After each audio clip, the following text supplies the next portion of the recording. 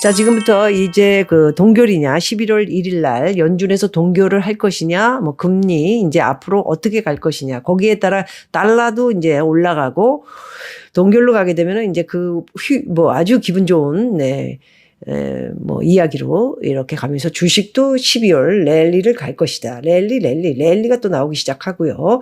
그러면서 이제 환율도 내려가고, 금리도 내년에 또 여전히 또 내려갈 것이다. 뭐 이런 이야기들이 양쪽 쌍방으로 나오고 있습니다.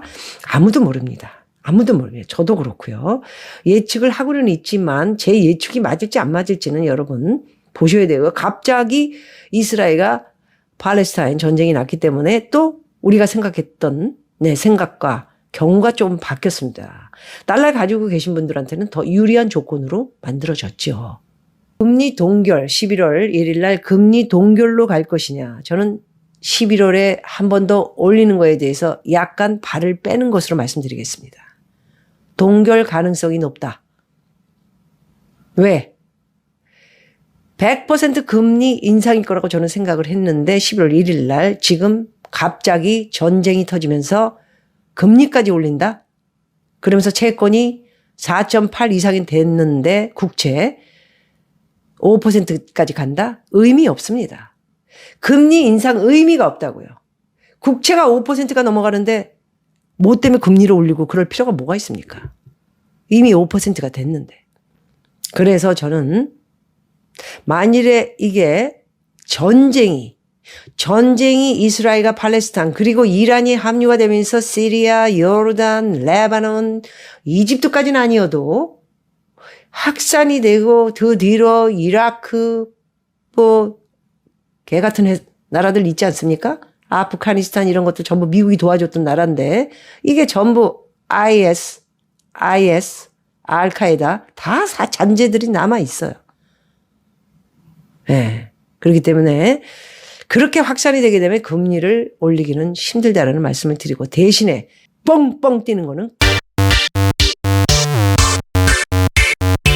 굳이 금리를 올려가지고 복잡하게 사람들을 늪으로 빠뜨리는 일은 하고 싶지 않다라는 이야기들을 계속하고 있는 것입니다. 누가? 연준을 비롯한 월가의 사기꾼들은 겁을 주고 있고요. 망한다 이러다. 주식 대폭락하면 미국은 뭐 망하는 거죠. 금융위기 나고. 그렇기 때문에 조심해라. 그러고 있습니다. 그래서 어쨌든 CPI, PPI 높게 나왔고요. 금리 동결일까 아니면 긴축 그대로 갈 것이냐 이런 내용인데요.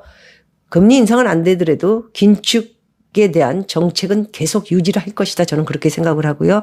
다음 주부터 이제 연준 의장들이 나와서 한마디를 뱉기 시작합니다. 그 말을 주시해서 들으시기 바라고요. 자, 미국의 경제학자 보십시오. 60%가 금리 내릴 일만 남았다.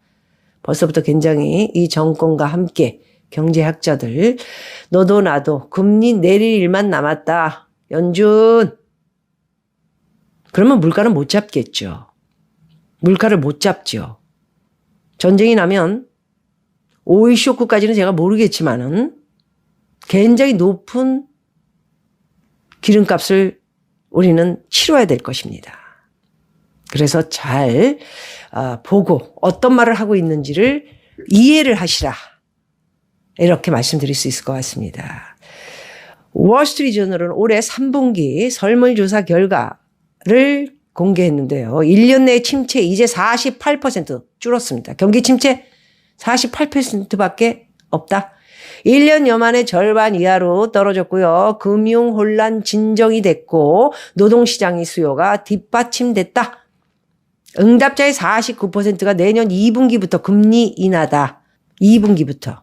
그렇다면 내년 5, 6월쯤이 되겠죠. 미국제 10년 금리는 연말 4.46%까지도 하락할 것이다. 지금 4.8 넘어갔습니다. 4.9, 5까지 가면은 다들 두려워하는 일들이 생길 텐데 그것도 또한 잘 넘어가지 않겠느냐. 어떻게? 무너질 때 무너지더라도 막으면서 가자. 한국이나 미국이나 똑같습니다. 지금. 간당. 이런 상황을 지금 여러분들 지켜보시면서 어디에 이제 우리가 간당간당 답을 줘야 될지 답 없습니다. 지금. 답 없어요. 경기 침체 가능성 이하로 떨어질 게 없다. 그렇지 않아요. 그렇지 않습니다. 반반이에요. 그래서 리서치 회사, 미국의 투자 리서치 회사 네드 데이비스 리서치 회사입니다. NDR이라고요. 최근 미국 시장이 1987년 블랙 먼데이 당시와 유사한 흐름을 보이지만 그때와 같은 대규모의 폭락 가능성은 작다. 이렇게 분석이 나왔다고 마켓 인사이더가 이렇게 이야기를 했습니다. 그래서 시가총액 가중 평균은 올해 들어 현재까지 강한 상승세를 보였지만 기초적인 시장폭 지표는 약세를 보였다. 미국은 이제 할로윈이 있고요. 11월에 땡스기빙이 있습니다. 굉장히 분위기가 업되는 2달이에요. 정말 다행스럽다. 월가나 여러 미국 주식에 투자하고 있고 주식 뭐 이렇게 하고 있는 사람으로서는 분위기 좋다. 그리고 이게 파티와 축제. 미국은 항상 파티와 축제가 많지 않습니까? 그래서 할로윈. 한국이 미국의 역사를 빗대어서 놀다가 이태원에 큰 사고가 나기도 했지만 전 제발 미국 거 그렇게 해가지고 위험한 짓 좀 안 했으면 좋겠어요. 오히려 여기는 할로윈 때 그런 짓을 안 합니다. 뭐가 모여가지고 와 이런 거 없고요.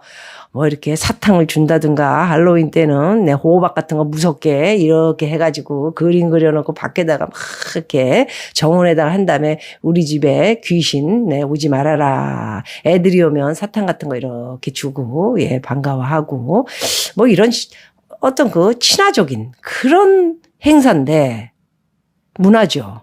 우리나라는 왜 그렇게 노는지를 모르겠어요. 뭐가 잘못 문화가 전달이 돼가지고 무슨 랩을 하고 그냥 마약을 하고 그냥 모이고 막 이런 그런 모습을 보고 뭐 도끼로 부시고 여기 미국은 그런 짓 안 합니다. 누가 도끼로 뭘 부십니까? 정말 좀 문화 좀 제대로 알고 좀 했으면 어떨까 하는 생각이 듭니다. 자, 그래서 1987년 블랙 먼데이 당시와 유사한 흐름. 그러나 그때와는 다른 폭락 가능성은 아마도 다르게 작게 오지 않을까 이런 생각을 갖는다. 이런 내용입니다. 인플레이션 물가 상승으로 금리가 상승한 데다가 추가 인상 우려로 인해 금리에 민감한 업종은 약세를 보이고 있고요. 최근 달러 강세가 기업 실적 회복에 장애가 될 수 있는 데다 10월 들어 스탠다드 앤 포어스가 아마 여름의 고점 대비 8% 정도 가까이 빠졌습니다. 여름에까지 굉장히 많이 올랐었죠. 조금씩 빠지다 보니까 지금까지 8% 정도 하락했다. 이런 얘기가 나오고 있습니다. 그래서 미국 시장 일각에서 1987년 블랙 먼데이 이 이야기를 하면서 이제 앞으로 오는 거에 대해서 조금 유사점이 있지만 우리 투자하는 사람들 굉장히 미국 애들도 조심하고 있습니다. 지금. 그래서 주식 시장에서 미국은 한국처럼 부동산이 80% 자산의 80%를 차지하는 게 아니고요. 미국은 주식을 많이 합니다. 그래서 부동산을 투자하는 사람들은 한 40%, 50%까지는 아니고요. 한 45%.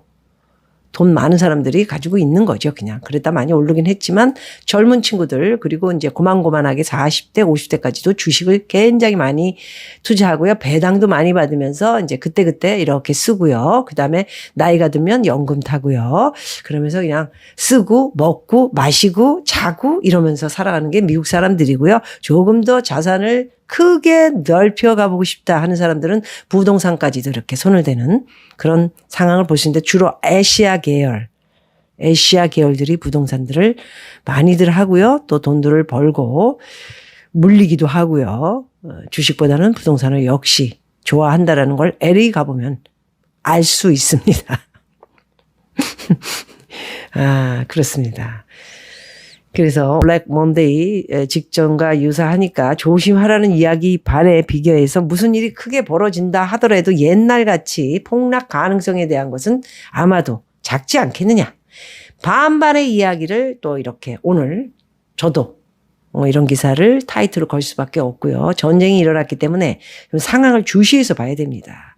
블랙아웃 앞둔 파월이 드디어 비둘기파에 합류할 것인가. 비둘기파라면 이번에 11월 초 동결 전쟁 때문에 우리가 또 이렇게 어려워지면서 11월은 동결 일단 간다. 그렇다고 뭐 안 올린다는 얘기는 아니고 물가를 또 못 잡게 되면은 할 수 없이 12월이 되든 1월이 되든 또 올려야 되겠죠. 그렇기 때문에 긴축 정책에 대한 발언은 계속 이어지면서 제 생각에는